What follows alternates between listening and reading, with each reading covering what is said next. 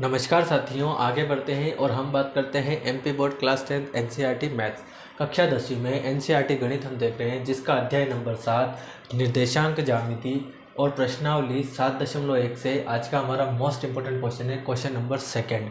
Question number second क्या दिया है, बिंदुओं 0 0 और 36 15 के बीच की दूरी ज्ञात कीजिए।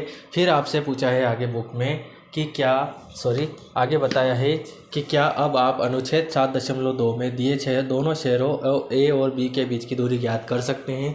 तो गाइस ये जो क्वेश्चन है ये सिर्फ यहीं तक पूछा जाता है, दूरी ज्ञात कीजिए। इससे आगे आपसे एग्जाम में नहीं पूछा जाता है और ना ही कभी पूछा जाएगा, ठीक है गाइस। तो आपको मोस्ट इंपॉर्टेंटली क्या है कि इनकी दूरी ज्ञात करनी है। तो सबसे पहले जो भी बिंदु आपको दिए हम यहाँ पे नोट कर लेते हैं, ठीक है गाइस।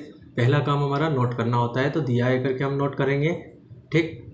अब दोनों के बीच की दूरी निकालनी है। दूरी का सूत्र आपको पता होना चाहिए, x1 y1 x2 y2 होता है अंडर रूट में, है ना। तो जो निर्देशांक है वही आपको दिए हुए हैं। क्या दिए हुए हैं, तो x1, y1, ठीक, और x2 और y2, ठीक है। x1 y1 x2 y2, तो x1 y1 आपका पहला वाला कोष्टक और x2 y2 क्या हो जाएगा 36 15, ठीक है। ये हो गया आपके, ठीक है। तो ये हो गया x1 y1 और ये x2 y2। अब आपको इन दोनों के बीच की दूरी निकालनी है, तो आपको दूरी का सूत्र पता होना चाहिए। दूरी का सूत्र क्या होता है, तो दूरी का सूत्र होता है under root x2 minus x1 का होल स्क्वायर और y2 माइनस y1 का होल स्क्वायर, ठीक है गाइस। x2 माइनस x1 का whole square, y2 minus y1 का होल स्क्वायर। लगा देते हैं दूरी का सूत्र।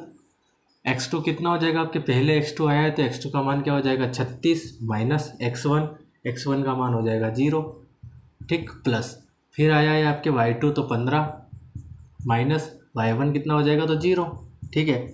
अगली स्टेप, यहाँ पे 36 में से 0 को माइनस करोगे तो 36 का स्क्वायर प्लस 15 में से 0 माइनस होगा तो 15 का स्क्वायर। अब यहाँ पे आपको 36 का स्क्वायर भी खोलना है, 15 का स्क्वायर भी खोलना है। तो जैसे कि 15 का स्क्वायर तो सभी को याद होता है 225, लेकिन 36 का स्क्वायर याद नहीं होता है। तो ऐसी कंडीशन में आप क्या करेंगे, 36 का 36 में कुछ इस प्रकार गुणा करेंगे, जैसे छत्रंग के 36 हासिल 3 6 18 और 3 21, ठीक है। फिर 3 छंग 18 के 8 हासिल 1 3 3 9 और 1 10, तो ये 6 9 2 1, तो कितना हो जाएगा 1296 प्लस ये हो जाएगा 225, ठीक है। कितना हो जाएगा 225। ये करने के बाद अब आपको आगे और समझ में आ रहा होगा, इन दोनों को जोड़ना है यहाँ पे, तो जोड़ लेते हैं। तो जब इन दोनों को जोड़ देंगे यहाँ पे, तो 6 और 5 11, 11 का 1 हासिल 1, 1 और 9 10, 10 और 2 13, 13 के 3 फिर हासिल 1, 1 और 2 3, 3 और 2 5 और फिर हो जाएगा आपके ये 1। तो कितना आ जाएगा 1531। अब जो आंसर आया है ये आपका कम्प्लीटली आंसर है क्या, तो ये कम्प्लीटली आंसर नहीं है। यहाँ पे 1521 आएगा दोनों को जोड़ने के बाद, तो ये आपका कम्प्लीटली आंसर नहीं है। तो कम्प्लीटली आंसर कैसे बनाएंगे, अब आप 1521 के गुणनखंड कर लीजिए, अभाज्य गुणनखंड। 3 5 15 और ये 1521 इसलिए 0, 3 7 21, ठीक है। 3 5 15 और बीच में 0 और ये हो जाएगा 3 7 21। उसके बाद हम देखते हैं, तो 3 एकम 3, 2 बचेंगे 20 हो जाएगा, 3 छंग 18, 2 बचेंगे 3 नम 27, फिर हो जाएगा 13 एकम 13, फिर हो जाएगा 13 तिया 39, फिर 13 एकम 13। तो इस अंडर रूट में हम जो है इसके टुकड़े रख सकते हैं 3 3, मतलब 3 2 बार आया है तो हम डायरेक्ट 3 की घात 2 लगा के लिख देंगे। 13 भी 2 बार आया है इसलिए डायरेक्ट घात 2 लगा कर लिख देंगे, ठीक है गाइस।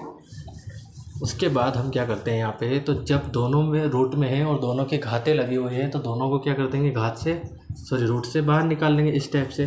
तो 3 का गुणा 13 से करेंगे तो 13 तिया होता है 39 और लिख देंगे वर्ग मात्रक। क्या लिख देंगे, इकाई मात्रक, वर्ग तो सेंटीमीटर में आएगा ना, इसके क्षेत्रफल में लगता है। यहाँ पे सिंपल सा आ जाएगा इकाई मात्रक।